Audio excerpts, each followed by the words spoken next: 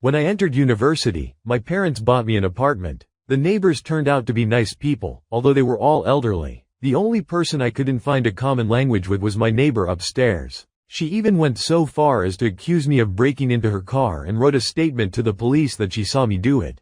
When I first left home to go to university, my parents co-signed a mortgage for me on an apartment-style condominium in a small Canadian city.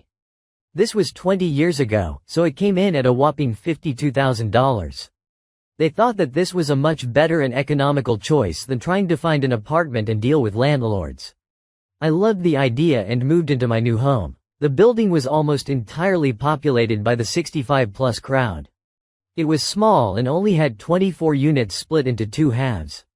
I had a basement condo. It was a nice place, nothing fancy, but amazing for a student. I was young, 19, but I was quiet, kept to myself and didn't do the whole party thing. I got along with most of my neighbors. I'd help them out moving heavy things or carrying groceries upstairs. I was acutely aware of the age gap and the general image of a university student, so I made sure to be just an all-around great guy to avoid conflict. The one person I could never see eye to eye with was my upstairs neighbor. For a 70-year-old woman that couldn't have weighed more than 100 pounds, she walked like a damned elephant. She'd have gospel music on her TV at max volume at 5 a.m. on Sundays. She'd make remarks about that damn kid whenever something was left out of place. She even went so far as to accusing me of breaking into her car and making a police statement saying she saw me do it. Unfortunately for her, I was out of the country on an internship at the time, but still she persisted being a pain in my ass. I tried to approach her about the TV issue, and her response was to make sure that it was no longer just Sunday. After a couple of years of attempted diplomacy, it was clear that nothing I did would make things better. Others in the building probably knew she had it out for me. But why would this adorable little old lady try to lie and get me thrown out of the building by the condo board? She tried at least 11 times while I lived there. 7 years into my time living there, I was at my job with an ambulance service just north of the city. I got called to a shooting. Guy shot his neighbor in a land dispute. The neighbor survived, but there was of course going to be a police investigation. The investigating officers called me to get a statement and offered to just come over to do it, rather than have me travel. One of them was a constable I'd worked with quite a bit, so I said sure. We set a time for about an hour after I get home from work. I was just getting out of the shower when they buzzed to get into the building. I said, "Come in, I'll be out in a second." I hit the door buzzer and quickly grabbed some pants and a shirt. I heard them come in, and then walk upstairs. As I'm trying to throw on clothes, I hear them knock on my upstairs neighbor's door. They introduced themselves as being from RCMP Major Crimes Division and that they were looking for me. Balls. She says, "Oh, he lives downstairs, what do you want with him?" They thanked her and informed her that they couldn't say, as it was an active investigation. My heart sank, but then I had a thought.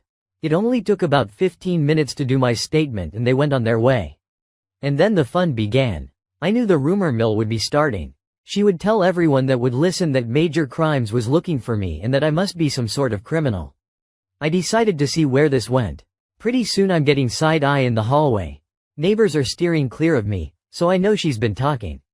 Turns out I've been arrested for robbery and kidnapping and must be out on bail according to her. I found this out when one of my neighbors who was on the condo board showed up with a letter demanding an explanation and threats to have me kicked out. I asked him what this was all about, and he said, "Well, Linda, not her name, sent us a letter about what had happened and we had to have an emergency board meeting because people don't feel safe with you here."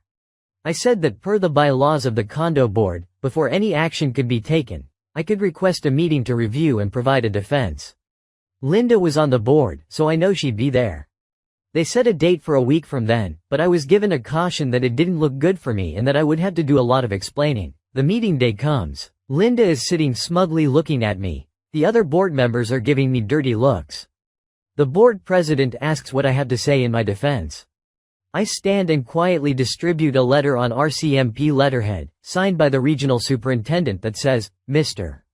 Zenmetic is not under suspicion of any crimes, past or current, and has not been arrested, detained or questioned as a suspect in any criminal matter.